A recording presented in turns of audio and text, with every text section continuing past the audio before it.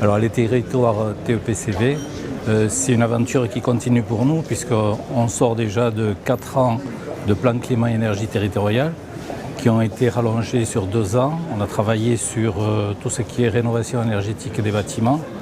Actuellement, donc, la nouvelle mouture sera plutôt orientée sur tout ce qui est déplacement d'eau. On va travailler sur la V3, donc c'est un peu comme la Vélodyssée V1, mais à ce moment-là, c'est un axe qui part de la Norvège et qui va sur l'Espagne et qui passe en plein territoire du Grand Axe. Donc c'est aussi, alors on va parler de territoire bio-inspiré, c'est-à-dire qu'on va parler de circuits courts, de favoriser tout ce qui est consommation bio, travail sur la forêt, sur l'agriculture, vraiment tout ce qui a trait à manger local, du bio et tout ce qui peut être intéressant pour la nature environnante, quoi.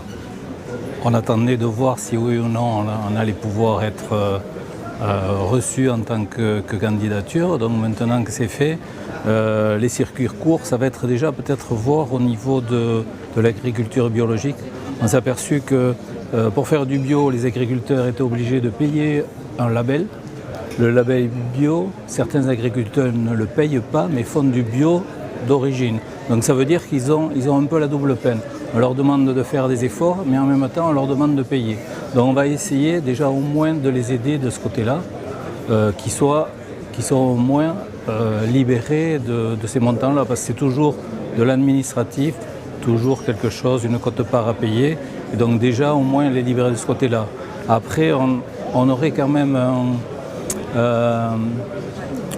une grosse envie, c'est de ramener donc tout ce qui est gémage, c'est-à-dire la récolte de la résine au niveau des Landes.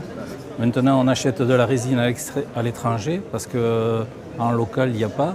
Donc, il y a quand même beaucoup d'opportunités pour justement, là, on fera du local, on fera aussi des emplois, on arrivera à créer des emplois et nous pourrons comme ça, par la même occasion, assurer un développement économique conséquent de la région. Alors, au niveau des transports, on a fait Cycle en Ville. Cycle en Ville, c'est des vélos en libre service.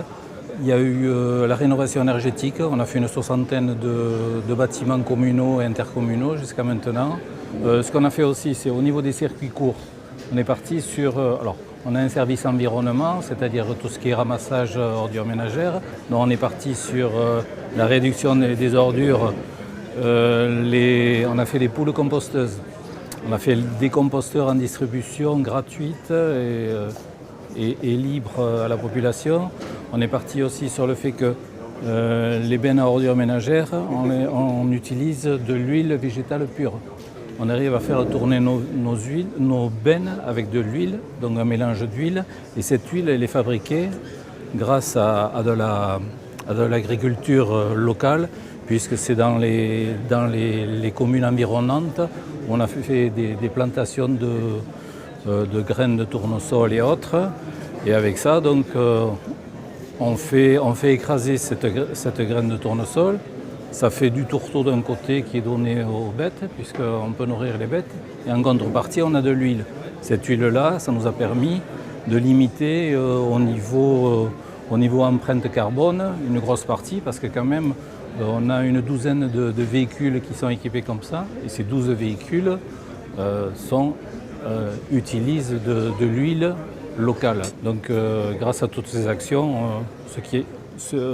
l'objectif principal, c'est la priorité sur la planète, sur l'emploi, arriver à augmenter le nombre d'emplois pour travailler en local aussi. C'est des emplois qui sont captifs par le local, donc un intérêt beaucoup plus grand que si on travaillait sur d'autres actions où il peut y avoir de la délocalisation.